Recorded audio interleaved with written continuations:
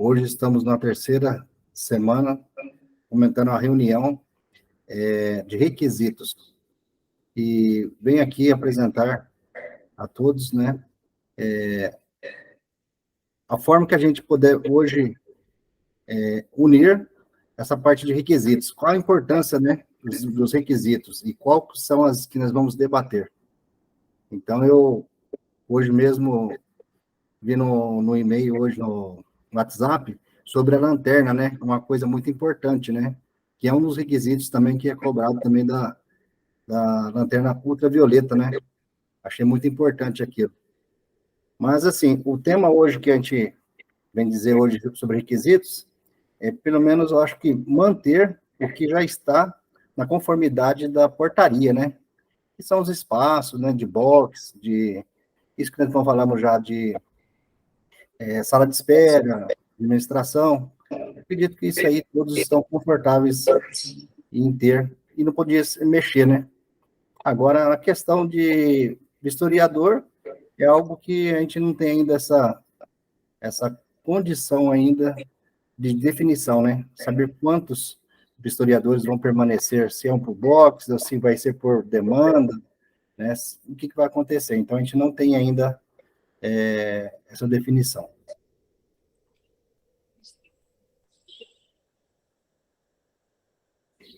Edu. Gente, boa noite todo mundo aí, mais uma vez, hoje está frio em Belo Horizonte, tempo esquisito, né, amanheceu o dia com um tempo um pouco melhor, mas mais à tardinha esfriou. Bom, gente, eu vou recapitular um pouquinho o que nós discutimos na última reunião, porque hoje, como é a penúltima reunião desse grupo de trabalho, antes da reunião que nós teremos, então, com a CEPLAG e SET, eu entendo que já é o momento da gente tomar as decisões daquilo que nós vamos, então, tirar de resultado desse grupo, tá? Primeiro aspecto que nós discutimos nas duas outras reuniões e que parece que é uma questão unânime, é sobre propormos, independente de qualquer outra questão, uma revisão na regra sobre a proporcionalidade dos vistoriadores, na atual regra hoje, um vistoriador para cada box, e das anotações que eu tenho aqui, a maioria das pessoas que se manifestou favorável no sentido de não haver nenhuma regra sobre a mão de obra no que se refere à quantidade de vistoriadores, ou seja, o empresário, ele fica livre para poder decidir se ele começa com 2, com 3, com 4, em função daquilo que ele entende como a necessidade dele e, claro, em função até daquilo que ele conhece da competência do corpo técnico que ele, então, contratou, né? Então, acho que é interessante abrir a palavra a todos aí para poder ver, né, se alguém tem alguma outra opinião sobre isso, se vocês querem fazer algum complemento, colocar mais alguma questão no entorno disso, por favor, fiquem à vontade. Ô, Eduardo, boa noite. Bom, eu acho que a questão, como você disse, né, com relação aos vistoriadores, eu acho que está muito bem concretizado no sentido de não ficar por box igual está, né? E a questão, igual a gente, né, tá na dúvida também se vai permanecer, se a gente vai receber lá na empresa ou se vai ser pago pelo Detran. Se for pago, né, pelo Estado, eu consigo enxergar uma situação que a gente pode reduzir um funcionário a menos, o atendente. Se for receber no local, a gente pode necessitar de uma pessoa específica para isso, só para cuidar dessa parte. Então, se permanecer da forma que está, o Estado pagando, na verdade, a gente vai ter enxugar um pouco a mão de obra. A gente vai, vamos pôr lá, tem vou falar a minha realidade, tem 5 boxes, aí eu vou reduzindo os vistoriadores, vou estar lá com 3 vistoriadores. Um desses pode fazer o atendimento a princípio, né? Porque a gente não dá para cravar que vai ser dessa forma, mas dá para iniciar a empresa tocando dessa forma. De acordo com a demanda, a gente coloca uma pessoa, né, para receber. Uma vez que vai ser agendado, né, as vistorias vai ser agendada, a gente sabe, ó, o cliente vai estar agendado para 3 horas da tarde. Então, o vistoriador automaticamente já vai estar esperando aquele cliente chegar.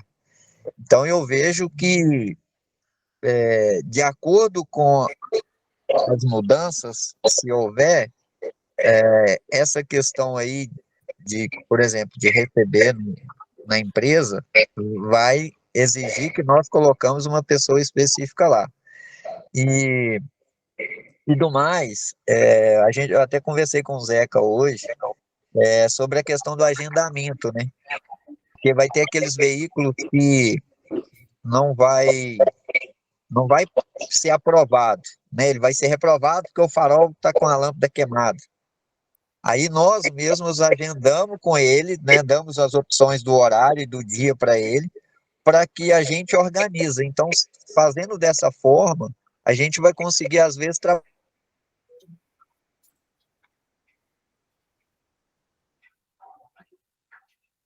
muito, né, do que o SET, o DETRAN está pensando com relação a isso. Era esse ponto aí que eu queria colocar. Doni, você fez uma colocação que é muito importante, que é esta visão que você teve de se o cidadão pagar diretamente à empresa, é muito provável que todos terão que ter mais um colaborador para exercer essa função do administrativo.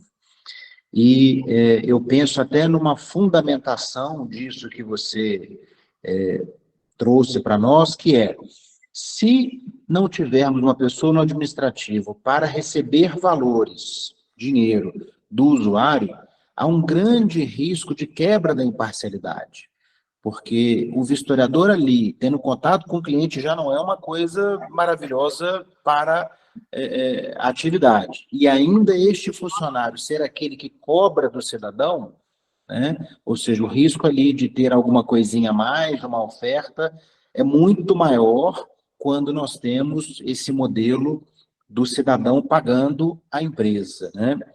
E até já compartilhando com vocês, eu tenho trabalhado muito, né, junto com todos aqui, claro, né, e na elaboração do documento final, ele já tem aí mais de 50 páginas, e estas colocações, por exemplo, essa do Doni, são muito importantes, porque elas fundamentam a defesa daquilo que nós entendemos como ainda um cenário interessante, que é não mexer nessa questão nem da remuneração, nem da forma de pagamento das empresas, né?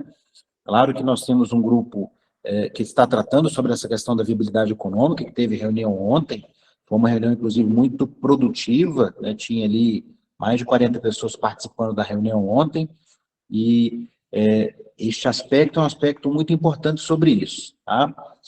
Quem mais gostaria de fazer algum comentário sobre a questão, esse ponto que nós estamos tratando, então, que é a não vinculação do vistoriador a um box de vistoria?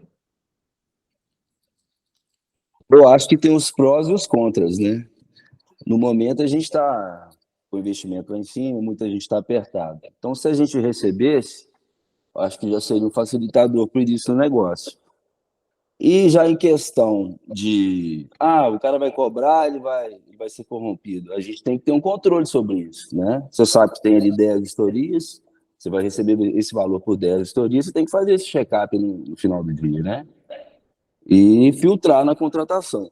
Eu acho que a melhor forma é a gente receber do que a gente ficar esperando 90 dias para receber do Estado e ainda correr o risco de ter o pagamento travado pelo Estado. Mas é a minha opinião, respeito a opinião dos outros aí também, e o que a maioria decidir é isso mesmo. Boa noite a todos. Leandro? Eduardo, a questão também, lógico que vai gerar um custo financeiro, mas se a gente não para tirar a facilidade do dinheiro do INSS, assim que a gente receber, não sei se é assim, né? Leandro, o seu áudio está abafado, está baixo, você consegue melhorar ele um pouquinho? Melhorou agora um pouco? Melhorou? Melhorou um pouco. Então, eu acho que a imparcialidade, não ter o dinheiro, né, cobrança, vai ter um custo financeiro. Durante o agendamento do cliente, a gente pode disparar uma boleta para ele, para que não tenha espécie dentro, né?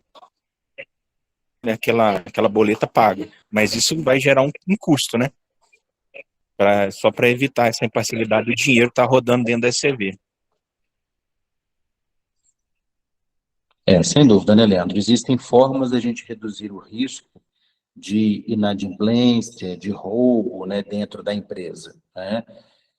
Quando a gente fala no vistoriador ter contato com o cidadão para ali ele fazer esse trâmite de receber um pagamento, a minha preocupação é muito mais no risco de corrupção, vamos falar a palavra nua e crua, sabe? Do que realmente de desvio de dinheiro da empresa. O desvio de dinheiro da empresa é como o Miller colocou também. É fácil de você identificar. Você fez 10 vistorias naquele dia. Então, você tem que ter 10 entradas, 10 recebimentos, seja de que forma for, Pix, cartão, etc., né, equivalente àquelas 10 vistorias. Né, o que é praticamente impossível se o empresário não estiver ali no dia a dia do negócio, e se ele estiver, ele não precisa que um vistoriador faça esse atendimento, ele mesmo pode fazer, é o dinheiro extra valor da vistoria, para, entre aspas, comprar um resultado, né, que é o que a gente vê acontecer em muitas localidades e em outros estados.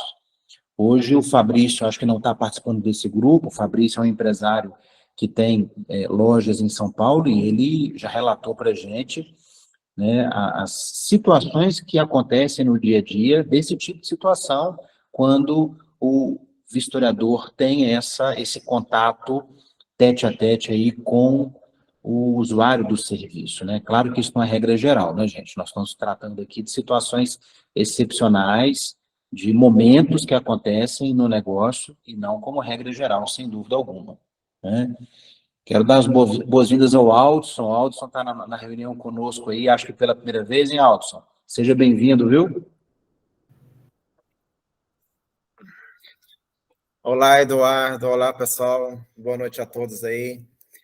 Sim, é a primeira vez, devido à correria do meu dia a dia, da demanda do trabalho, eu viajo bastante e não consigo estar participando diretamente, né? Mas eu estou acompanhando todos os vídeos que você fica postando lá no grupo, eu assisto todos eles, entendeu? Com bastante detalhe. E é um cuidado, né? Acho que a gente tem que ter um cuidado com todos os requisitos, né? Não vou voltar lá atrás, não, porque não condiz mais, é daqui para frente, né? Eu acho que a gente está todo mundo aflitos, né, do que vai acontecer aí com a nova, ou novo decreto, a gente não está sabendo, a gente está fazendo aí, tentando cercar, vocês estão tentando cercar de todos os lados, para que possa entregar um bom trabalho, para que o governo ou a secretária tenha um norte, né, para tomar a decisão correta, né, para que todos, assim, fica um pouco mais tranquilo, né.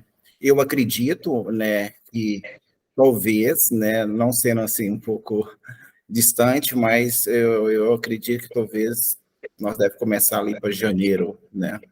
Mas vamos embora, vamos seguir os trabalhos e qualquer dúvida, eu vou dar minha opinião aqui, qualquer coisa, a gente vai se falando aí no decorrer dos trabalhos aqui. Foi um prazer. Maravilha, Aldson. Aliás, gente, deixa eu até também trazer uma informação a todos. O vice-governador, o professor Matheus Simões, ele deu uma entrevista hoje novamente naquele programa Café com Política, que, vamos lembrar, quando ele esteve lá da última vez, há cerca de um mês atrás, também ficamos todos aflitos com algumas das falas dele, né? E dessa vez, uma entrevista de 28 minutos, mesmo tendo entrado no assunto de privatizações, ele não abriu a boca para falar sobre a questão da terceirização das vistorias. É difícil a gente interpretar se isso é bom ou se é ruim. Eu, particularmente, eu prefiro o silêncio dele do que como foi da última vez, que ele, então, claro, até por uma pergunta feita pela jornalista, né, ele falou o que ele pensava naquele momento, né, e muito importante isso, porque uma leitura que eu faço isso também é um respeito que ele está tendo ao trabalho que a Secretaria de Planejamento e Gestão está fazendo sobre essa questão da atividade, né, uma vez que o governo delegou à CEPLAG, e aí, claro, amparado até por uma alteração da Constituição Estadual e de lei estadual, né, de que, então, esse assunto, o assunto trânsito, passa a ser de competência da CEPLAG. Achei interessante e educado da parte dele não mais entrar nesse tipo de assunto, até para que se respeite, né, o trabalho da secretária Luísa Barreto. Queria fazer um parênteses aí para poder comentar sobre esse episódio de hoje de manhã, dessa entrevista do vice-governador. Bom, vamos lá. Quem mais, gente? Quem mais gostaria? Flávio ligou até a câmera, Flávio. Você quer comentar alguma coisa? Quem mais gostaria, gente, de falar, então? O assunto é a manutenção ou não da exigência do vistoriador na relação de um vistoriador por box.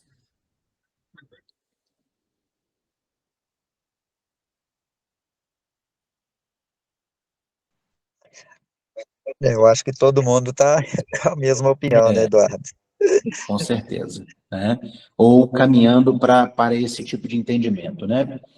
Bom, um outro aspecto também, gente, então já indo para um próximo item, que nós conversamos nas últimas duas reuniões, diz respeito à vistoria móvel, tá? A portaria 1935, ela permitia que a empresa, na solicitação de credenciamento, optasse por fazer a vistoria móvel ou não. E quando a portaria foi alterada pela 68, em janeiro deste ano, esta possibilidade deixou de exigir, ou seja, toda empresa obrigatoriamente precisa, então, estar habilitada para fazer a vistoria móvel, o que implica não apenas num acréscimo ali de alguns equipamentos, talvez esse não seja o elemento mais preponderante, mas, principalmente, e aí foi ponto de debate nas reuniões anteriores, dos riscos inerentes a se fazer uma vistoria móvel quando nós não temos um corpo técnico preparado para isso, devidamente experiente, experimentado. Então, as nossas discussões caminharam para que a gente apresentasse à secretaria uma proposta de desobrigar a ECV de fazer a vistoria móvel, a não ser quando ela solicite isso. Então, abro aí o espaço para que vocês comentem o que vocês pensaram da última reunião para cá sobre esse aspecto.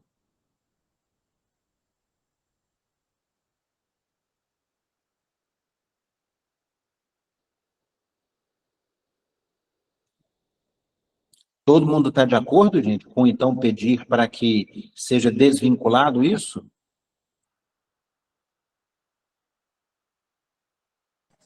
Então, Eduardo, tá bom. boa noite. Sim. Oi, pode falar. Boa noite a todos.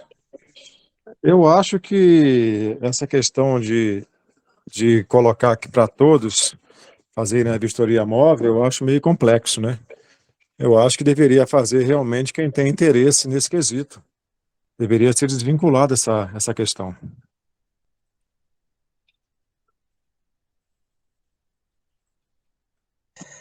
Eduardo, tem uma outra questão que eu andei pensando também durante esses dias. A vistoria móvel, igual o Luciano acabou de dizer, se hoje todos deveriam fazer a vistoria móvel. Eu concordo com o Luciano nesse sentido, tipo, se eu achar que é viável, se eu tenho confiança no vistoriador para fazer móvel, eu vou e peço e começo a trabalhar dessa forma. Porém, tem uma situação que me chamou a atenção uma coisa que eu vivi, isso uns 15 dias atrás, e aí eu voltei a pensar nisso. Eu cheguei em uma loja para fazer uma vistoria cautelar, e, consequentemente, chegou um outro rapaz de uma outra cidade para fazer uma vistoria cautelar no outro carro, que é a pedido do cliente dele. O cara deslocou, né? Isso é normal, né? Deslocou de uma cidade para outra para fazer a vistoria. E aí eu fiquei pensando, isso também pode acontecer de chegar dois ou três empresas diferentes para chegar naquela loja para fazer a vistoria, de repente, no mesmo momento. Aí eu pensei, de repente, na possibilidade de a concessionária ter a opção de fazer 5 até 10 pedidos de vistoria no mesmo momento. Por exemplo, eu estou com 3 carros lá para fazer vistoria. Aí ele pede as 3 e as 3 vai cair para uma empresa só. Aí o limite seria 5 ou até 10, não tem problema isso. Uma vez que essa quantidade, se a empresa tem capacidade para 50 vistoria dia, elas vai cair 3 de uma vez, então ela vai ficar com 47. Por quê? Porque aí vai um vistoriador só naquele local para fazer 3 vistorias ao mesmo tempo. Porque pode correr o risco também da cidade que tem uma empresa só. Aí o cara vai lá, faz a vistoria. Aí daqui a pouco, meia hora depois, chega um outro carro lá e o cara precisa fazer vistoria ali com urgência. Aí o vistoriador acabou de chegar na loja, no escritório, na empresa, ele tem que voltar lá para fazer a vistoria ou voltar no outro dia. Então, assim, vai dando essa opção para eles de acrescentar 3, 4, 5, talvez até 10 vistoria e cair para a mesma empresa, eu acho também que seria uma ideia assim, a se pensar nisso, no caso da vistoria móvel, né? E a mesma coisa é os pátios, porque às vezes tem 2 carros lá que aí pede o outro, vai cair para empresa diferente, aí você desloca para fazer a vistoria nos veículos apreendidos, né?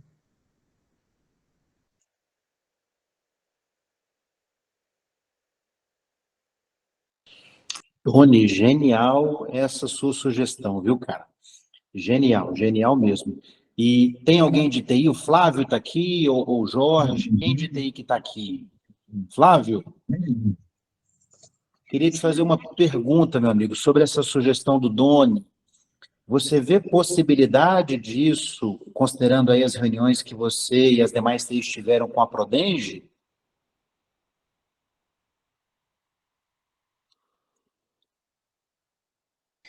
Eduardo, boa noite, tudo bem? Me desculpa, repete para mim a dúvida do Doni, por favor. O Doni deu uma sugestão de que na vistoria móvel, respeitando aí a questão da distribuição randômica e equitativa, tá? Que ao invés de o solicitante da vistoria móvel, falando então de pátios e de revendedores de veículos e concessionários, ao invés dele solicitar uma vistoria por vez, que ele pudesse solicitar um lote, por exemplo, o exemplo do Doni, que ele solicitasse lá 3 vistorias e essas 3 vistorias fossem designadas para uma mesma ECV, para que o vistoriador, então, deslocasse uma única vez e vistoriasse aqueles 3 veículos. E, claro, então, já entraria no cálculo da equitatividade daquela ECV, 3 vistorias e não apenas uma, entendeu? Seria uma forma de racionalizar esses deslocamentos do vistoriador. Você vê a possibilidade disso enquanto sistema, amigo? Enquanto sistema, sim, mas nas reuniões que tiveram com o Detran, né, com a Prodenge, foi sempre tratada de forma única, né? Não foi tratada assim por lote, até porque ninguém previu uma situação dessa. Aí eu posso puxar a experiência aqui de São Paulo. Talvez não seja um volume assim tão pequeno, porque assim em São Paulo é feito vistoria de lotes muito maiores, de 50, 30, e aí poderia quebrar essa questão da equitatividade, né? Então é uma linha muito tênue precisava conhecer o volume desses pátios do estado para ver se tem condições de atender dessa forma, para não quebrar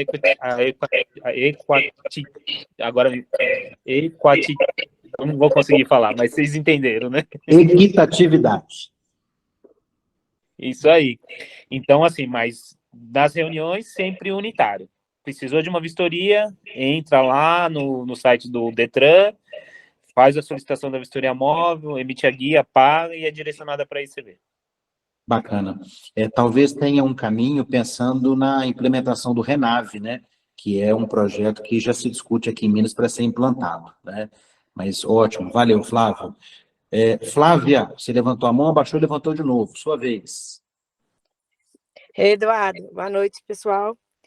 Então, o que eu acho sobre essa questão da vistoria móvel? Eu não estou vendo muito sentido em mexer nesse requisito de fazer por lote, porque eu acho que isso aí vai ser uma questão que vai entrar em debate, talvez vai gastar um tempo para poder resolver, e não é de, assim, tanta relevância para a gente, porque, veja bem, eu acho que vai atrapalhar a questão da divisão por número, né, de boxes, de historiadores, dependendo de como continuar. E se eu tiver que voltar lá 2, 3 vezes, qual o problema? Se eu optei em fazer uma vistoria móvel, eu acho que a gente tem que manter mais assim, a pessoa optar por fazer ou não fazer. Uma vez que ela opta por fazer, aí tem que aguentar os ônus, né, da vistoria móvel. Então, perfeito, Flávio. Flávia, ótima a sua colocação. Sem dúvida alguma que eu penso que ela não seria esse pensamento que o Doni trouxe aqui, que pode ser solução para um problema. Eu também concordo com você que não seria talvez o momento da gente levar isso na reunião que nós teremos do dia 9, porque o cerne do nosso problema não é esse. Né? Mas é muito válido, né, a colocação dele, claro, a sua também, pensando nos futuros desdobramentos, porque podem surgir depois reclamações dos lojistas, das revendas, dos concessionários de veículos, em função disso, né? Porque para eles também não é prático cada hora ter um vistoriador ali dentro e ainda mais no início, né, com a baixa qualificação da mão de obra que teremos, certamente na sua maioria, né, podem surgir reclamações. E aí, vindo a ter algum debate sobre isso, né, Doni já nos trouxe aí um caminho, né, uma possibilidade de se conversar para encontrar uma solução para um problema futuro. Mas concordo com você, acho que isso é uma questão futura. Zeca? Eduardo, complementando o que o Doni disse, até a gente fez essa pergunta para o Matheus, da Ox, sobre os veículos articulados, né? Seja ele vistoria móvel ou até mesmo em base fixa, como seria? Porque a gente sabe hoje um bitrem, são 2 documentos, né? Tem mais o equipamento, que é o reboque. E como seria essa vistoria?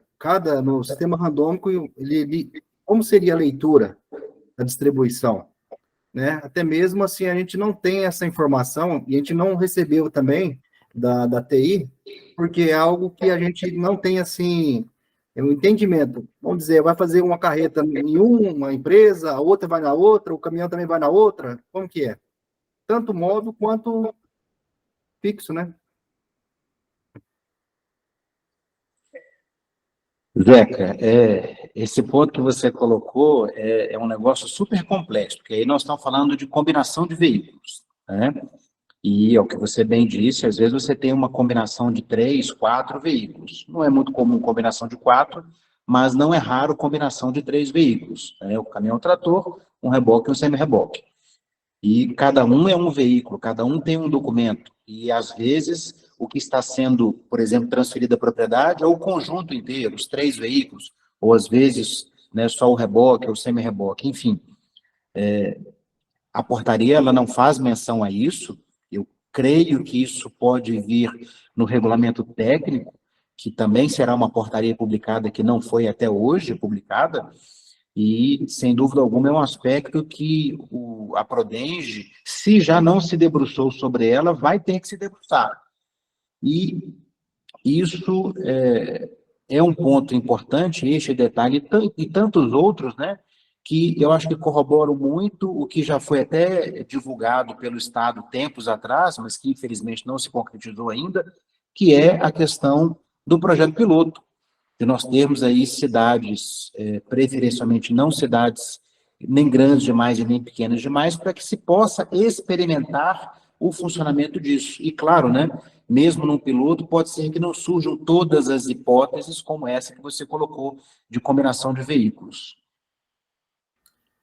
A questão que eu vejo também sobre o piloto, será que não seria possível a gente apresentar algum número de municípios de pequeno porte, médio e grande porte, e fazer uma distribuição em todo o estado? Será que não seria possível? Zeca, eu acho que é perfeitamente possível, sim, né? O que eu soube quando se falou mais sobre essa questão do projeto piloto, que a intenção, na época ainda era Detran, né? Era de que este piloto fosse em cidades da região metropolitana, para que facilitasse o deslocamento destas autoridades até estas localidades, essas cidades, para acompanhar de perto, né, o andamento e os problemas que fossem enfrentados, né? E chegou a se falar em Santa Luzia, em Contagem, que já é uma cidade de grande porte, enfim, falaram em várias cidades da região metropolitana, mas efetivamente não aconteceu ainda e não tivemos nada publicado nesse sentido, né? E complementando a informação que você falou sobre a vistoria móvel para combinações de veículos, Zeca, a combinação de veículos está enquadrado como sendo certamente veículos pesados na portaria 935, que é o inciso 5º do artigo 6º, mas não explicita que esta seria uma condição para a vistoria móvel. Então, poderia até ser a vistoria fixa, a depender do PBTC, né, que é o peso bruto total combinado desses veículos, tá? Perfeito. Vamos lá, gente. Quem mais?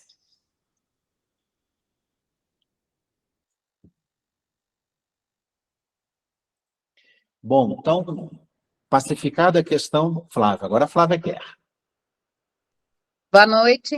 Eu queria só ressaltar um ponto de que, se for pertinente em algum momento, de que podia essas cidades piloto representarem a situação econômica da área. Tem área que é industrial, tem local que é mais agronegócio. Isso aí representaria mais o que vai acontecer. Porque tem lugar, por exemplo, que vai ser mais veículo leve, outro vai ser caminhão. Então, eu não sei se ali na região metropolitana representaria a diversidade que tem no estado.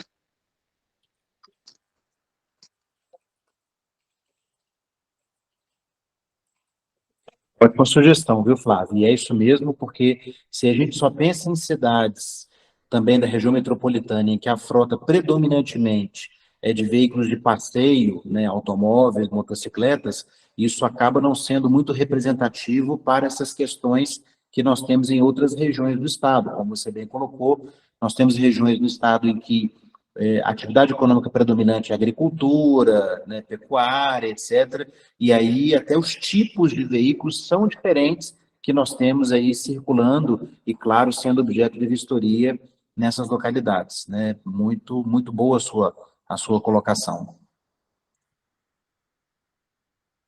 Bom, gente, Eduardo, pois não?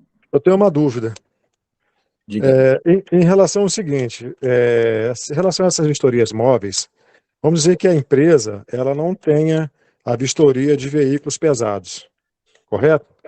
E como você falou aí, as empresas vão ter que ofertar essa vistoria móvel.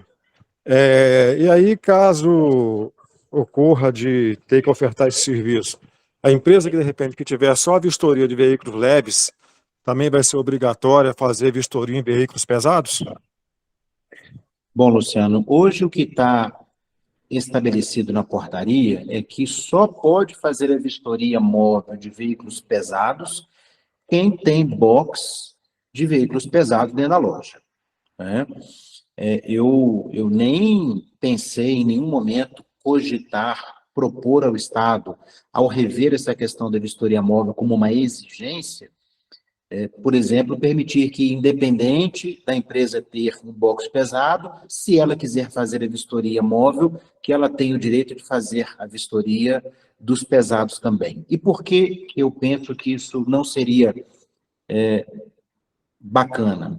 Porque seria um desrespeito àqueles empresários que investiram em espaço físico para ter um box de pesado, né? Eu conheço dezenas de pessoas que tinham a opção de ter um imóvel menor, com um aluguel mais barato, mas acabaram optando por um imóvel maior, investiram mais, inclusive, em adequações físicas, para justamente ter esta fatia da vistoria móvel dos veículos pesados. Então, partindo do princípio que nós temos como objetivo também ser justo com os empresários que estão aí participando desse processo, eu particularmente penso que seria educado e seria responsável o Estado manter da forma que está, ou seja, a vistoria móvel de veículos pesados só faz quem tiver o box para veículos pesados, então a única sugestão nossa de um aprimoramento,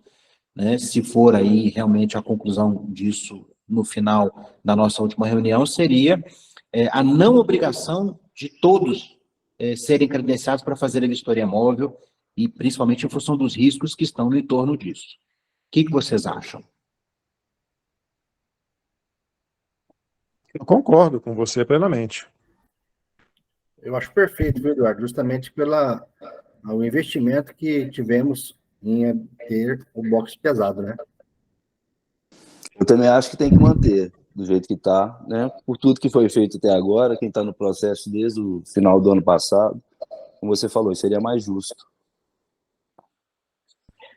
E claro, né, gente, podem no futuro, e aí eu falo futuro, futuro mesmo, né, porque enquanto de fato nós não tivermos as empresas credenciadas, nós não sabemos o que teremos de oferta de serviço, né, mas pensando no futuro, há uma regional, uma Ciretran, tem lá empresas credenciadas e nenhuma delas tem box pré-pesado. Aí sim pode-se pensar numa situação excepcional, né, de uma permissão especial para que então todos daquela Ciretran façam a vistoria móvel de pesado até que alguém tenha um box de pesado, sabe assim? Tratar a exceção como exceção, mas como premissa número 1, o respeito aos empresários, o respeito ao investimento que eles fizeram em função de acreditar naquilo que está previsto na norma que está vigente ainda, né?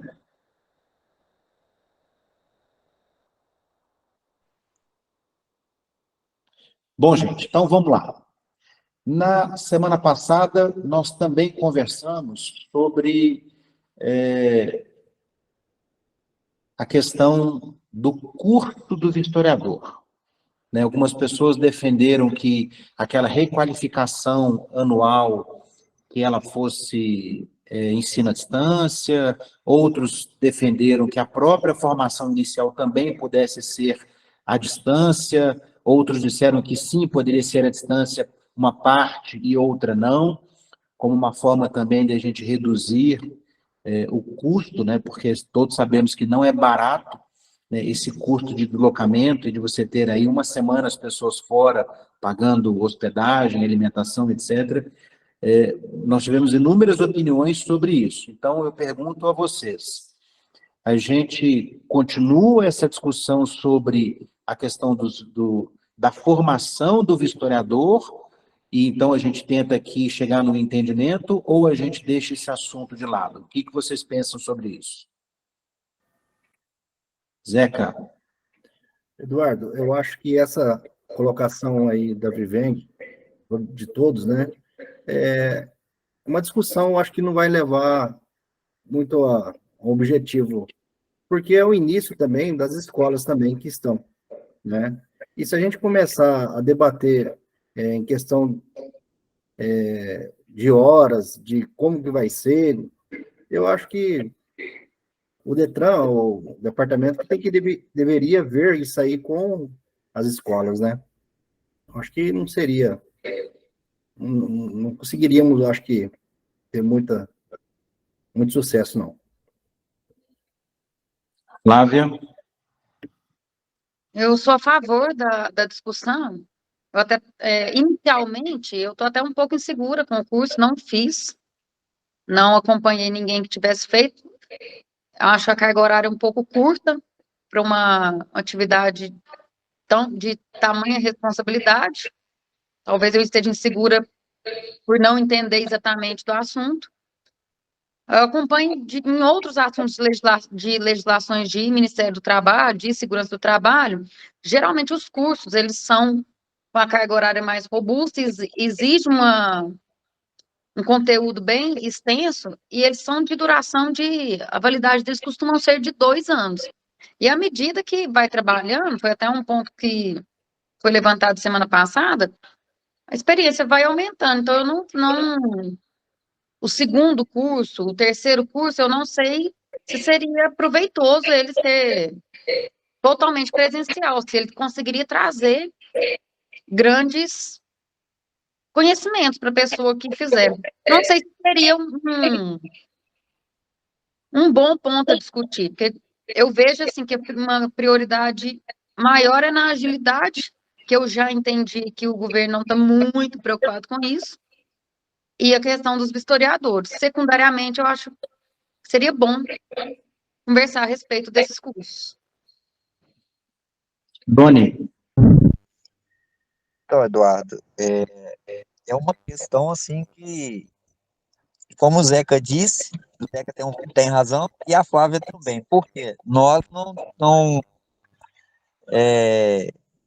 nós somos ECV, então quando entramos nisso, nós temos que olhar o nosso lado no sentido, olhar o preço, né, e tentar reduzir talvez a hora, enfim, né, o tempo do curso, né? Eu posso falar para você que em 2018 a gente fez o curso, foi uma semana inteira, a mesma coisa, mas porém o valor foi a metade do preço. E eu posso falar que o curso é a mesma coisa.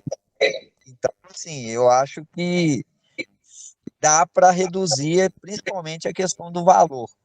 A questão do anual, todos os cursos que a gente faz, cada vez você aprende uma coisa diferente. Assim, você vai aprimorando a situação, né?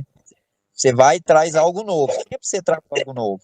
Então, eu acho viável, até mesmo que troca experiência. Porém, esse segundo curso, que seria, daqui a um ano tem que fazer, poderia ser menos tempo e, consequentemente, a gente sabe que o valor já está reduzido, mas para reduzir mais tempo. Eu acho que nós temos força para, pelo menos, mostrar o que nós pensamos, não que a gente vai conseguir reverter a situação, mas nós temos força para mostrar isso, que dá para reduzir o valor. Agora, a questão de uma semana, eu acho que tem uma questão jurídica que tem que ter as 40 horas, então essa parte eu não entro. Mas o valor, eu acho que dá para ser reduzido, sim. Acho que dá para forçar um pouquinho, ou pelo menos mostrar que a gente não concorda muito com o valor. Luciano? Eduardo, eu acho que meu pensamento é que esse primeiro curso ele tem que ser um pouco mais robusto, sabe? Muito porque as pessoas, a maioria não tem experiência, às vezes não tem um conhecimento, que até alguns companheiros aí já têm, então eu acho que deveria ser mais robusto. Agora, em relação aos outros cursos, eu acho que a gente deveria fazer simplesmente uma atualização. Por exemplo, saiu uma portaria nova, saiu uma exigência nova, então o historiador teria que fazer a atualização disso aí, e não fazer um outro curso que, com o passar do tempo, o pessoal trabalhando, automaticamente vai pegando uma experiência. Então, se você for ficar fazendo curso, né, com esse valor que a gente está pagando aí, vai ficar insuportável, né, e não vai agregar tanta coisa assim. Então, o meu pensamento é esse, tá bom? Aldson? Está sem áudio, Aldson. Perdão, pessoal. Bom, eu vou trazer um pouquinho da minha experiência em indústrias, entendeu? Quando a gente se fala de capacitação de algumas NRs, entendeu? Principalmente na parte de operação, na parte elétrica, de capacitação desses profissionais, entendeu? Obviamente, o curso deveria ser um pouco mais robusto, sim, para esses vistoriadores, mas também eu reconheço também que, após essa vigência dos 2 anos, eles possam também estar fazendo uma reciclagem, porque internamente, dentro das empresas, é exigido que faça reciclagem anualmente, né? Até para ver o conhecimento desse profissional, entendeu? Porque internamente existem alguns programinhas de você estar testando esses vistoriadores, né, até o nível de conhecimento deles, né? Exemplo, cada ECV pode implantar um conhecimento interno de dar uma prova anualmente para ver a capacidade de cada vistoriador, entendeu? Não, se ele não está capacitado, então ele tem que fazer um curso de reciclagem, né? Então, a empresa tem que disponibilizar esse curso, ou até mesmo ele em si próprio, ele se capacitar caso ele queira continuar na atividade, entendeu? Então, assim, todo aprendizado, porque anualmente as coisas vão mudando, né? Pode ser que muda algo na vistoria no decorrer dos anos, pode ser que o Estado exija algo novo para as vistorias, então, é de bastante relevância, assim, de estar fazendo essa capacitação de 2 em 2 anos, não, anualmente, de cada vistoriador, de todos os vistoriadores, né? Até então, porque quando você faz o curso, você está capacitado, né? E autorizado. E no decorrer dos anos, você tem que também fazer da mesma forma para que ele possa estar autorizado e capacitado, entendeu? Então, assim, a maioria dos treinamentos que eu já tive em empresas, entendeu? Eu tive que estar capacitado e autorizado, e isso eu sou testado anualmente. Hoje não sou mais CLT, mas a gente fazia sempre cursos e prova para ver se a gente estava capacitado mesmo para estar operando as hidrelétricas, entendeu? É só uma sugestão aí para a gente estar sempre da melhor maneira possível, estar prestando um serviço de qualidade, porque é algo sério, né? Justamente para ver um volume muito grande de pessoas inexperientes no mercado. Então, assim, quanto mais você filtrar, né, melhorar esses conhecimentos, né, mesmo que tenha um custo, né, eu acho que é viável a gente estar investindo no profissional. Dora. Boa noite a todos. O Eduardo, a minha experiência com curso especializado, né, que eu já falei em outras vezes.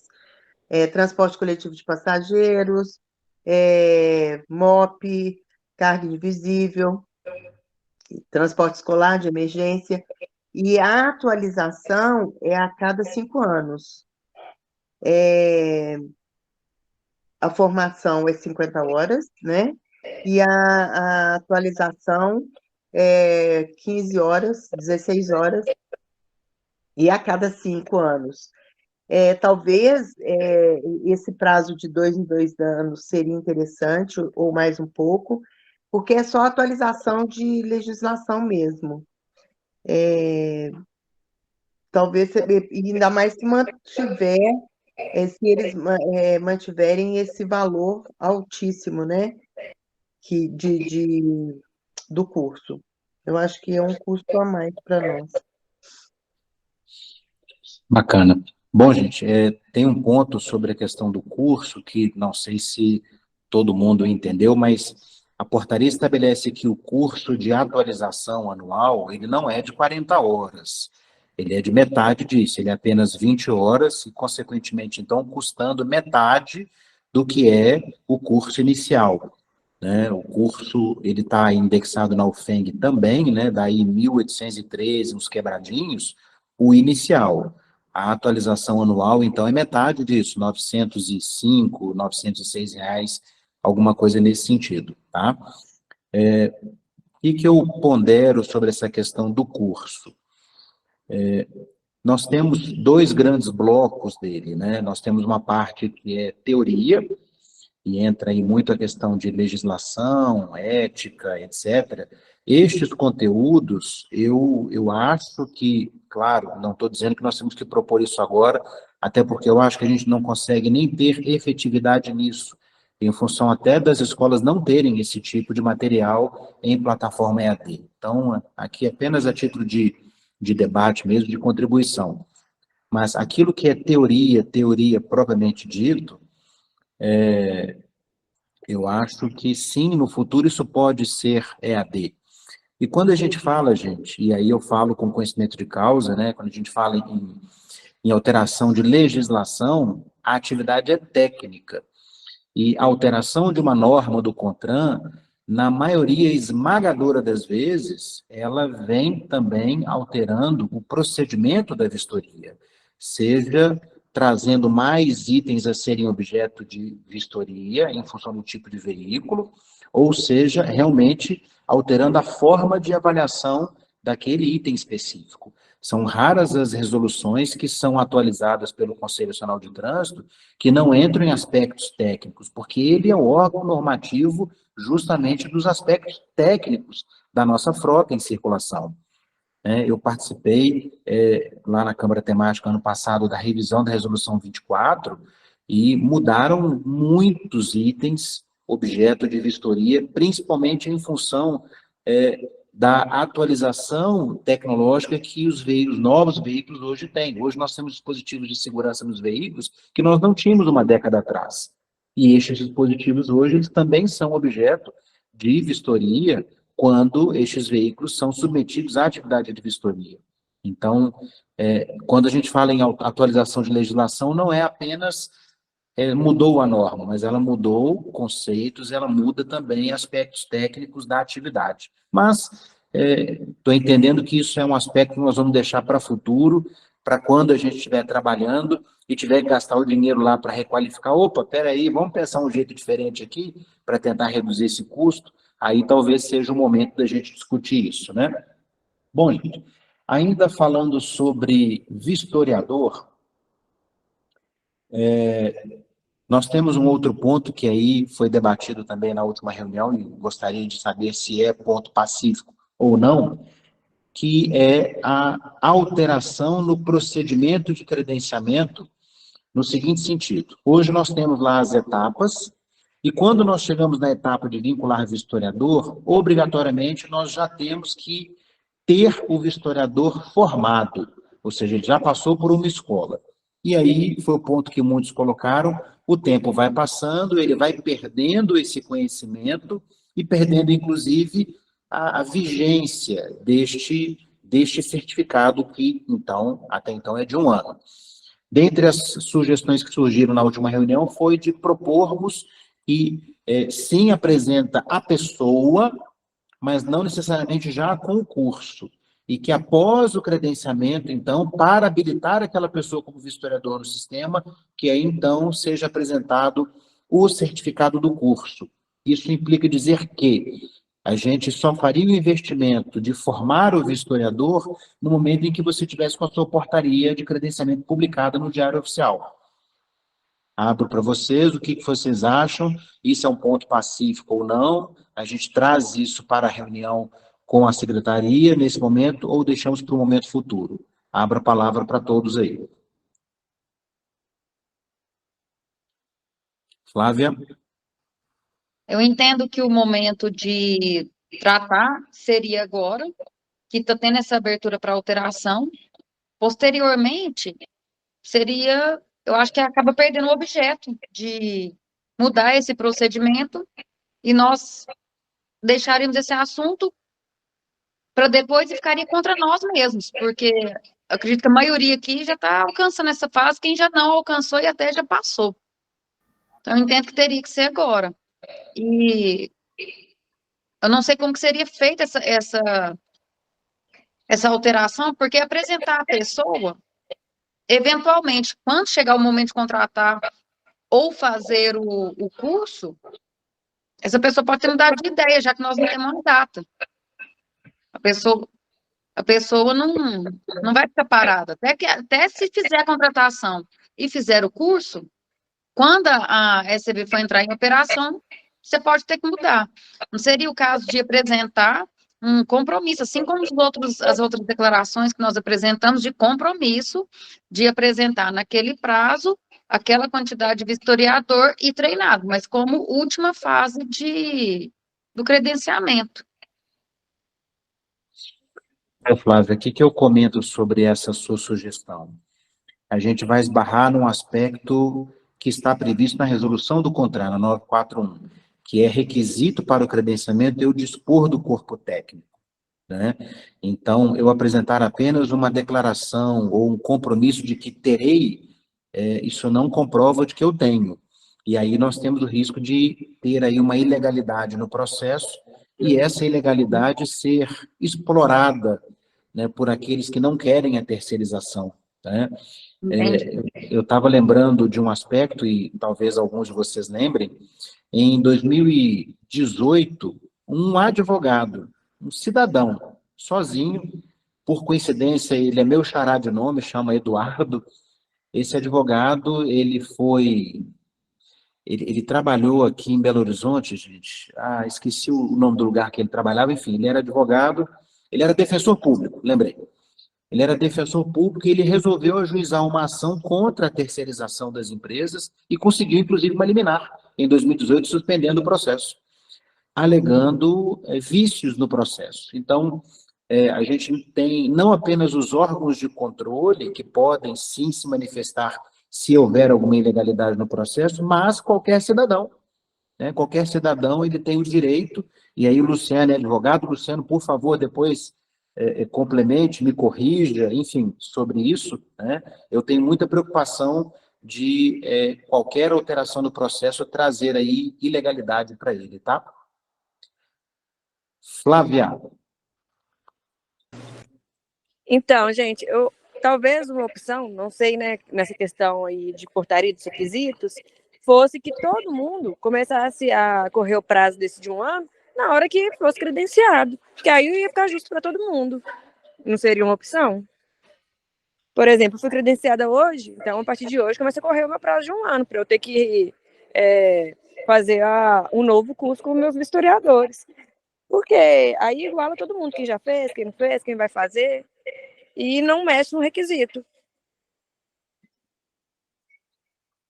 Bom, Flávia, eu faço um comentário sobre essa sua sugestão. Ela é muito bacana, mas talvez a gente esbarre no seguinte contraponto. Uma coisa é igualar todos os empresários no que se refere ao investimento financeiro, mas a gente não consegue garantir, por exemplo, que uma pessoa que fez um curso em fevereiro deste ano e uma pessoa que fará o curso em agosto deste ano, ou seja, 5, 6 meses depois, que elas, quando forem trabalhar, terão o mesmo nível de conhecimento. Certamente aquela que fez há mais tempo, ela terá perdido mais do que ela aprendeu do que aquela que fez mais recentemente.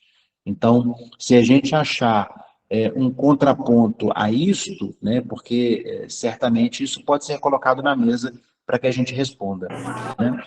Claro, então, só complementando, aproveitar a oportunidade, e se fizesse, então, quem já completou 1 ano, ter que fazer um curso só assim, de atualização, e aí sim ter a distância, com um curso mais barato, realmente mais barato, não sendo um de atualização, porque, veja bem, uma pessoa que fez o curso nem trabalhou e vai ter que fazer de novo. Eu acho que isso aí encarece demais. Flávio, eu vou dar outra sugestão em cima disso que você está dizendo. Eu acho que as escolas deveriam estar obrigadas a dar um curso de atualização, e aí sim poderia ser EAD, igual nós estamos fazendo aqui, gente, uma videoconferência de graça, sabe? Para que justamente aquelas pessoas que foram formadas, que elas tenham a oportunidade de rever aquele conteúdo sem que isso implique em viagem, em hospedagem, em nenhum outro tipo de custo. Eu acho que não seria nada demais as escolas fazerem isso, né? E seria aí, eu acho que uma forma, aí sim, da gente de novo colocar todo mundo no mesmo patamar, no que se refere a conhecimento, ou quase todo mundo no mesmo patamar. Obviamente tem gente que tem dificuldade em aprender nesses meios virtuais de comunicação, mas talvez seja aí uma proposta. Claro, o povo de curso não vai gostar, eles vão odiar, né? Mas eu acho que nós temos que olhar aqui para os empresários do mercado de vistoria. Perfeito. Ô, Eduardo, sabe uma outra opção também, complementando? Colocar um curso de EAD já pronto, só para a pessoa visualizar, que aí ele vai gravar uma vez só e vai poder disponibilizar para todo mundo. Então, não vai ter que fazer aquele monte de curso e um monte de aula. Boa. Luciano, Ô, Eduardo, aqui duas situações. A primeira situação, eu compreendo que você está perfeitamente claro em relação à mudança de objeto, né? E aí você pode dar margem realmente de qualquer cidadão interpor um recurso lá, suspendendo o processo. E a segunda situação, que eu acho que o pessoal não está conseguindo entender, não é que nós temos que mudar essa situação do curso do vistoriador. Na verdade, a nossa preocupação é que quando a SCV começar realmente, de fato, a operar, aquela pessoa que fez o curso lá atrás, como você mesmo já falou, em fevereiro, essa pessoa realmente ela vai estar com uma certa dificuldade, porque aquilo não vai estar ali fresco para ele, porque já passou muito tempo. Então, se você tiver a oportunidade, a opção, né, do Detran entender essa situação, que quando for publicado no Diário Oficial, né, daquela SCV começar a funcionar, você vai ter um prazo para você começar a operar, aí sim, de fato, o vistoriador faça o curso, mas você já tem que ter essa pessoa registrada na empresa. Se a pessoa está registrada na empresa com curso ou sem curso e quiser sair, ela vai sair de qualquer maneira, entende? Então eu só entendo que nesse momento eu acho que quanto mais a empresa puder postergar esse curso para poder fazer lá na frente, né, até para você poder ter em mente, quando você começar a operar, tudo que você aprendeu no curso é muito mais viável do que você fizer o curso agora, ficar aí 3, 4, 5 meses esperando para poder operar, e quando você for começar a trabalhar, realmente você vai ter uma dificuldade muito grande. Meu pensamento é esse. Luciano, e eu complemento aí o seu pensamento, a sua fala, com um ponto. A pessoa que você contrata e que você paga o curso e ela está em casa sem trabalhar, ela acaba sendo mais desejada no mercado pelos seus concorrentes que estão montando na mesma cidade do que se você tivesse apenas contratado e não fornecido o curso a ele. Porque você acabou já tendo um investimento naquela pessoa que o cara vai sair de você e vai trabalhar para o outro, às vezes a troco de R$ 100 a mais, e você ficou com prejuízo não apenas dos 1.813, mas de todo o outro investimento que você fez para que ele pudesse estar ali uma semana dedicada àquele curso, que nós sabemos que não é barato. É viagem, é hospedagem, é alimentação, é uma série de outras questões que estão no entorno disso, né? Correto. E ainda colocar aí uma situação também, por exemplo, imagina aí a pessoa que tem aí 8 boxes, mais pesado, ter que pagar custo para todo mundo, né? Fora, como você falou, viagem, estadia. Se o empresário pega esse valor agora e faz um investimento, investe em alguma outra coisa, esse dinheiro vai render para ele alguma coisinha, não vai ficar parado, né? Então, como você também falou, aí a pessoa faz o curso com você, vem uma outra pessoa aí que, né, vai agir de má fé, né, que não vai ter essa boa fé, e vai contratar essa pessoa que já tem o curso. É muito complicado. No meu pensamento, eu acho que a gente deveria, sim, ver essa situação, né, da empresa, quando for credenciada, aí sim pagar o curso para o pessoal já sair de lá, né, certinho, para poder saber o que vai fazer. Bacana. Flávia,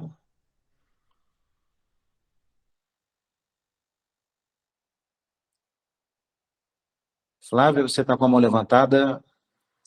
Não, desculpa, Eduardo, foi sem querer que eu apertei. Tá bom. Doni, Ô, Eduardo, vou tentar dar uma contribuição com relação a isso. A gente já viu aí que foi publicado uma portaria dando prazo de 120 dias para colocar o vistoriador. Eu pedi, meu telefone agora, né, não posso sair ligando para todo mundo, então eu pedi um amigo hoje para ligar nas 2 escolas de curso para ver essa questão, ver, trocar ideia. Eu falei a fase que a empresa estava, para ver essa questão. Uma falou, não, você já faz, que aí já fica pronta. A outra falou, olha, no momento é melhor, de acordo com o andamento da empresa, é melhor aguardar, porque justamente esse ponto. Você faz o curso agora, aí o processo vai chegar 3 meses depois, o historiador não vai lembrar. Então, uma escola com essa ciência, né, de falar isso para uma pessoa leiga ali né, que ligou, querendo saber, enfim. Então, lembrando a fala do Aldson, né, que falou para nós ali, né, lá mais atrás, 30 minutos, ele acredita, na opinião dele, que vai rodar em janeiro. Nós estamos no finalzinho de julho, semana que vem, se virar o ano, eu não acredito que funciona em janeiro, fevereiro. O processo é complicado. Então, pensando nisso, se a gente tem um prazo, quem não fez o curso, é um pensamento meu, lógico, né? Isso aí, cada um vai tomar a decisão que é viável. Anda com o processo, na hora que chegar nos vistoriadores, a gente tem 120 dias para apresentar. Porque quem chegou agora, você não. Chegou hoje, a partir de hoje eu posso colocar. A partir de hoje você tem 120 dias para colocar os vistoriadores. Então, vai só retardar. Liberou tudo amanhã. Isso vai retardar esse processo. Mas do jeito que as coisas andam, se a gente gastar agora com curso, e sair só lá para fevereiro, março, que, né, a gente não sabe, aí vai ser igual a Flávia estava dizendo. Tem gente que vai vencer o curso e a empresa nem começou a funcionar e vai ter que fazer a reciclagem. Então, e além disso, obviamente, a pessoa que fez o curso não vai estar ciente. Então, assim, a gente tem que jogar de acordo com o nosso adversário. No caso aqui, não é adversário o Detran, mas nós temos que jogar da forma que está sendo jogado. Se a gente tem o prazo, vamos caminhar de acordo com o prazo. É o que eu venho fazendo um determinado tempo. Eu vi que o negócio ia dar travada, eu fui jogando, cumpri os prazos, e agora, na hora que eles me pedem, eu vou, então, começo a correr atrás daquilo que eu tenho que fazer, porque, né, o caixa está secando aqui. Você entende? Assim, a gente tem que usar desses tempos até sair algo oficial que a coisa vai acontecer, porque vai acontecer o ano que vem. Né? E por isso a gente está trabalhando nesse sentido de montar algo e mostrar para eles.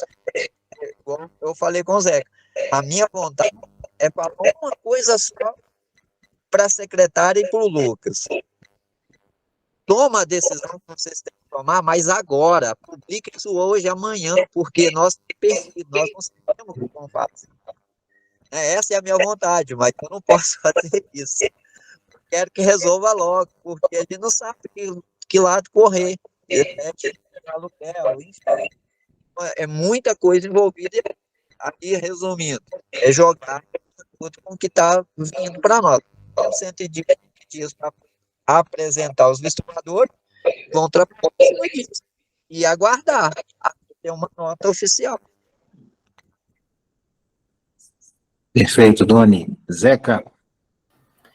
Eduardo, é uma situação que, enfim, vou falar da minha empresa, da minha gestão, como meus historiadores já fizeram o curso, eu já fiz o curso, eu não tive a oportunidade de esperar esses 120 dias, porque no passado, quando a empresa chegava na etapa de vincular historiadores, nós tínhamos 30 dias para apresentar, né? Então, eu, infelizmente, tive que fazer o curso, e hoje, vamos dizer assim, estou aí nessa luta, aguardando, né? Mas eu vejo assim, se nós apresentarmos para eles, né, de forma que possa vincular o vistoriador depois que a empresa estiver credenciada, seria uma boa ideia, né? Eu hoje não posso dizer para mim se se eu pudesse hoje dizer, para mim seria bom. E eu já não posso, porque meus historiadores estão todos formados já. Então, a gente tinha um prazo de 30 dias, né, para vincular, depois passou para 120 dias. E acredito que muitos, né, até mesmo no curso que eu estive, você perguntava assim para o proprietário, né, qual etapa que você está, né? Ele estava em análise de conformidade. Olha para você ver aqui, né? É até triste de a gente ver assim a falta assim de conhecimento que às vezes as pessoas se esbarram, né? E a gente está lá, vincular historiadores, 30 dias. E agora que ele já está fazendo o curso, se a gente está aqui hoje, já está praticamente, é que a gente está todo dia trabalhando com vistoria. A gente não tem como dispersar. Mas e as outros que ficam com o historiador em casa, que às vezes está trabalhando em outro segmento, mas ele não vai estar pensando naquilo, né? Inclusive, eu falo assim, seria interessante, né? Aquelas pessoas que estão formadas fazer uma reciclagem, até mesmo entre a própria equipe, né? Fazer uma recapitalização daquilo que foi falado, né? Somar, ou até mesmo buscar informações, multiplicar para que possa dar uma nova energia. Isso aí, Zeca. Flávia Carneiro. Eduardo, e todo mundo, né? O Corpo de Bombeiros, ele faz um credenciamento para profissionais atuarem como instrutores e como brigadistas, e esse curso tem a validade de 2 anos. Próximo ao vencimento, você pode fazer uma prova de proficiência para renovar seu credenciamento. E a instituição usa Prodenge também, seria uma indicação de uma instituição estadual que usa esse tipo de credenciamento.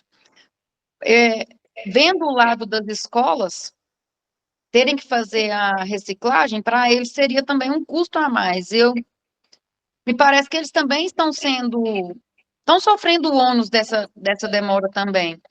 E no caso do Zeca e de outras pessoas que já fizeram o curso, seria uma maneira de comprovar o conhecimento dela e renovar sem gerar esse transtorno maior. Já é um modelo que funciona. Eu já não sei indicar quem é que falou das NRs. Tem muitas NRs que a reciclagem tem que ser feita quando há uma motivação, quando há uma alteração.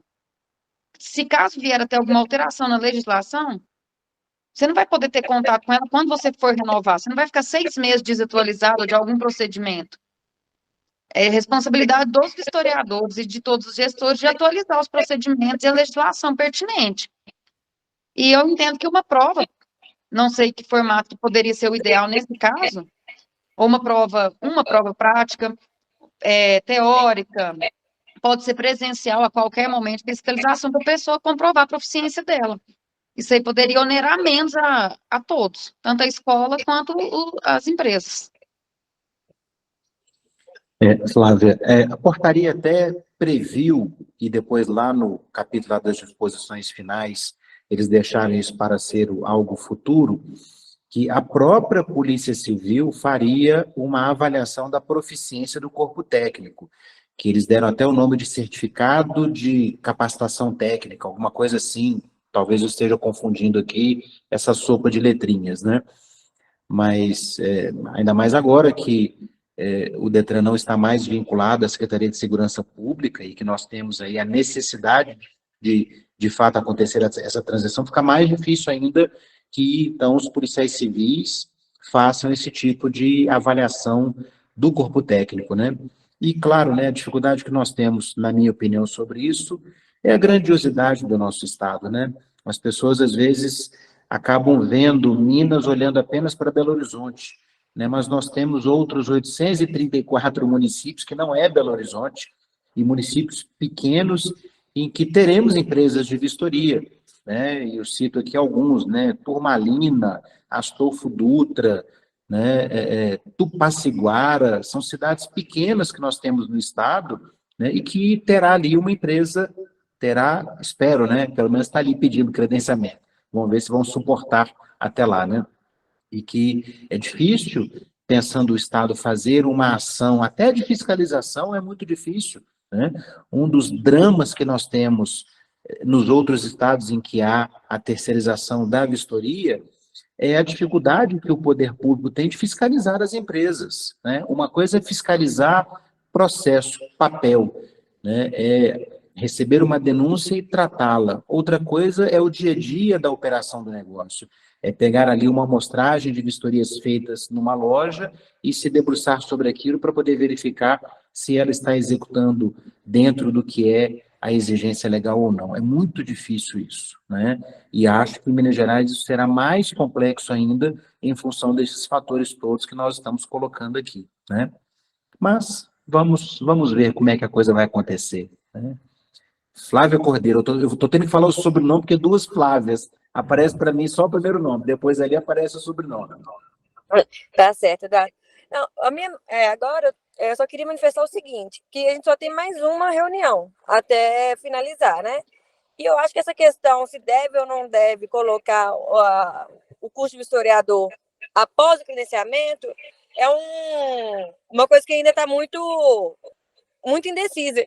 E como é um requisito que pode dar nulidade à portaria, eu acho que isso já tinha que ser uma coisa mais definida, que não tem como. Eu também não fiz o curso ainda, eu seria beneficiário nessa questão, só que eu acho que a gente não pode correr mais nenhum risco de ter uma nulidade, ter uma portaria que já foi dada, que já saiu, ter que voltar para o órgão público. Então, assim, eu acho que isso aí não caberia discussão. Eu acho que caberia discussão no quesito que se pode aumentar, em vez de ser anual, ser de 2 em 2 anos, a reciclagem, o valor, alguma coisa nesse sentido. Mas a questão, se pode ou não, se corre o risco de dar nulidade, eu acho que isso aí não deveria ser discutido, né? Mas sim, é a minha opinião.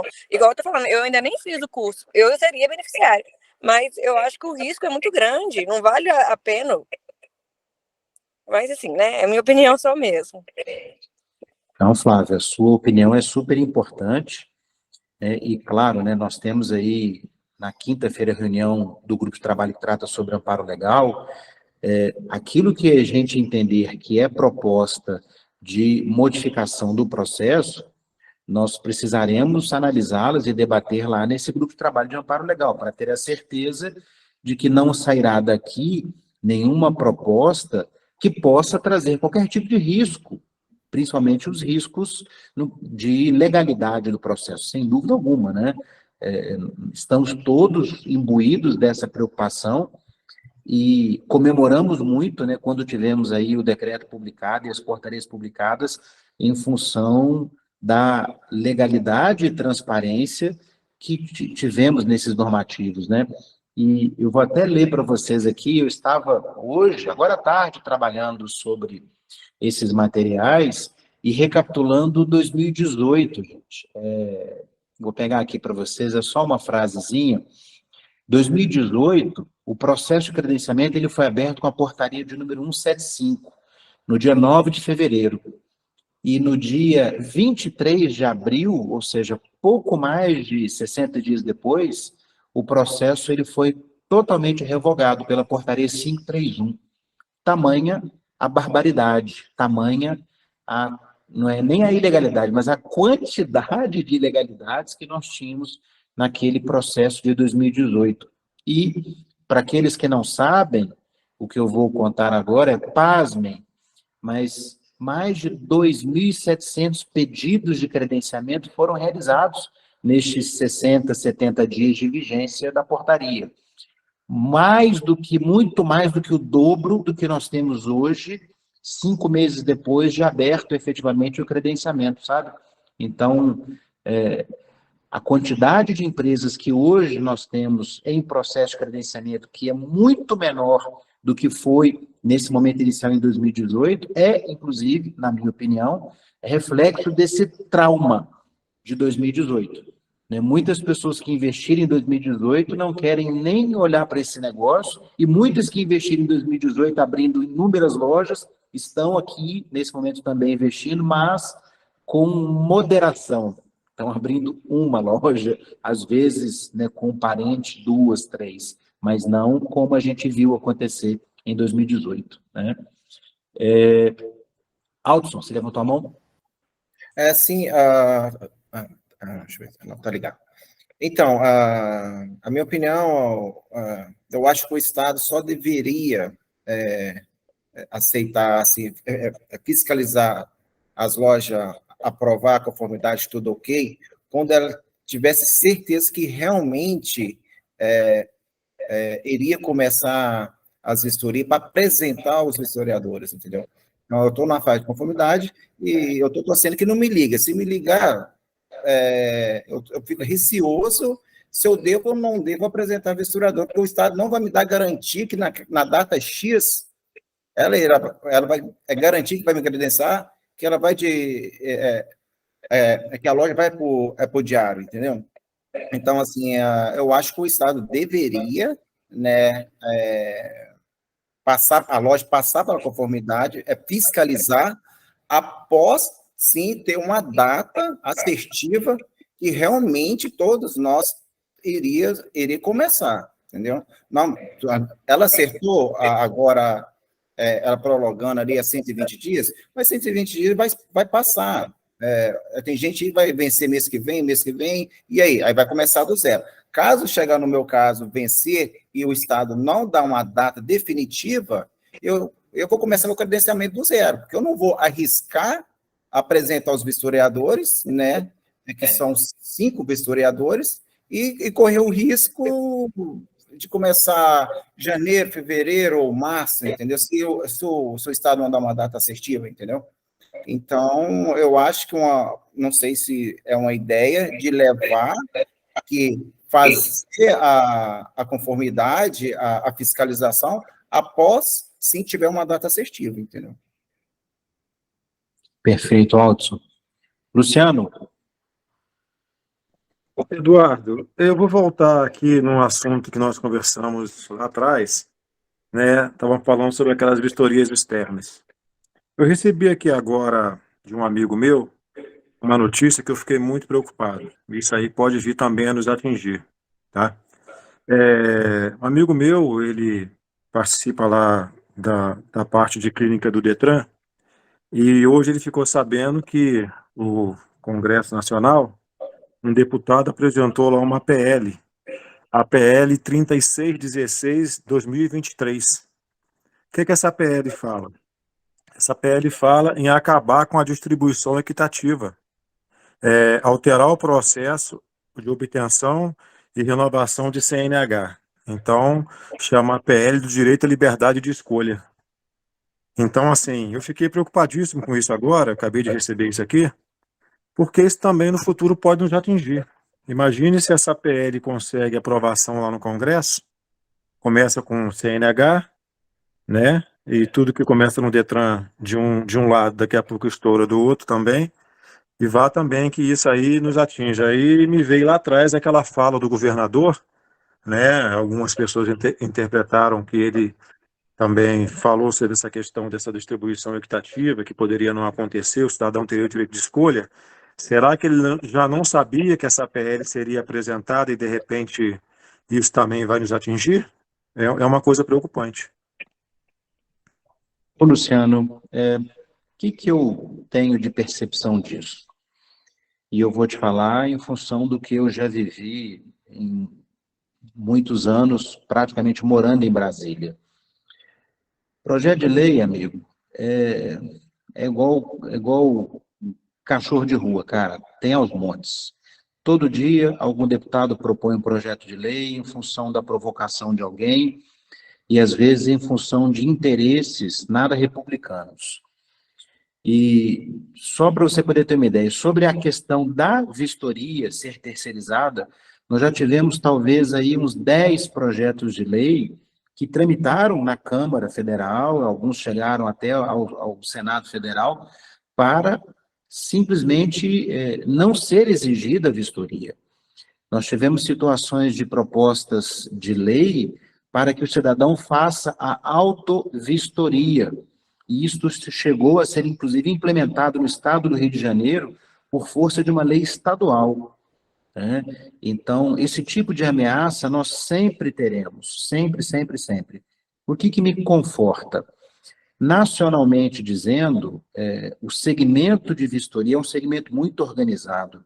Existem entidades nacionais, tem a ANPEV, que é a Associação Nacional das Empresas de Perícias e Vistorias, que o Rodrigo Amorim é presidente, e ele está presidente agora, eu era o presidente até o final do ano passado. Nós temos uma outra entidade que congrega todas as associações estaduais de vistoria veicular, que é o Conselho Nacional de Vistorias Veiculares, eu faço parte dele também, o CNVV, presidido pelo Wagner. Wagner é advogado, talvez seja a maior autoridade com formação em direito que conheça sobre essas nuances de vistoria veicular e a legislação de vistoria veicular. Ele é autor, inclusive, de um livro sobre vistoria veicular. É uma pessoa extremamente competente, gabaritada e muito respeitada por onde ele vai. Então, o que me traz de conforto é estas ameaças, quando surgem, o CNVV, a ANPEV e as demais entidades se movimentam e fazem um trabalho muito forte no Congresso Nacional, frente a frente, sabe? É claro, essa informação que você está trazendo ela é muito importante, eu já anotei aqui, eu vou levar isso para o Rodrigo, que é o presidente do CNVV, para ver se ele está atento a isso. Apesar de Minas Gerais ser o único estado que na vistoria está previsto a distribuição aleatória, randômica e equitativa, mas ela é objeto de desejo nos outros estados. E há já, inclusive, alguns estados que debatem sobre isso, dentre eles São Paulo, o Espírito Santo já chegou a conversar sobre uma possível alteração da norma de credenciamento para estabelecer esse tipo de distribuição lá, ou seja, é algo que os outros estados querem colocar por entender, inclusive, que é necessário, é justo, tanto com o cidadão quanto com o empresário, né? Mas entenda essa minha fala como uma fala de conforto, viu, Luciano? De que nós não estamos sozinhos, tá? Tem um batalhão de outras pessoas, de outras entidades muito organizadas, fortes, que não apenas olham por nós, mas oram por nós também, viu? Muito obrigado. Deus te ouça e que assim seja. Bom, gente, o que eu tenho aqui de pontos para poder conversar com vocês são estes, em função do que nós tratamos nas duas últimas reuniões. Alguém tem algum outro ponto que gostaria de abordar, que entende que seria objeto de apresentarmos a CEPLAG na reunião do dia 9, ou os pontos que nós abordamos é isto mesmo, né? Abro a palavra a todos aí.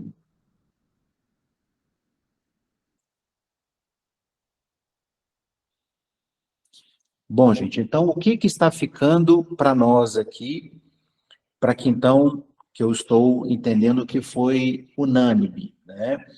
Foram apenas duas questões.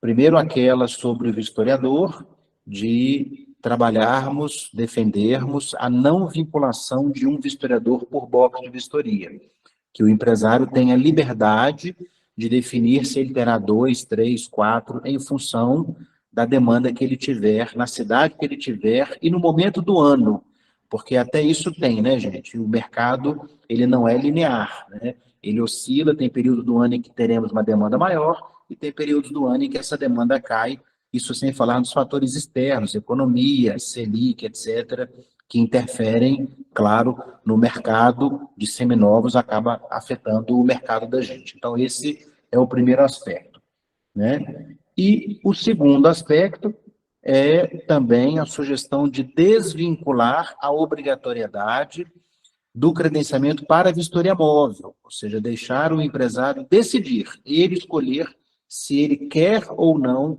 fazer a vistoria móvel. Então, a princípio, apenas esses dois aspectos, os demais aspectos nós deixaríamos para uma discussão futura. Presidente da Viveng, Júnior, seja bem-vindo, a palavra é sua.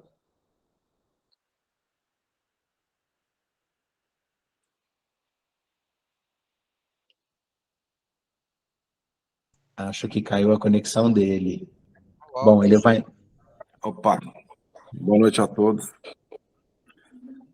Peço desculpas, não consegui participar desde o início. mas estou atento aqui agora às situações.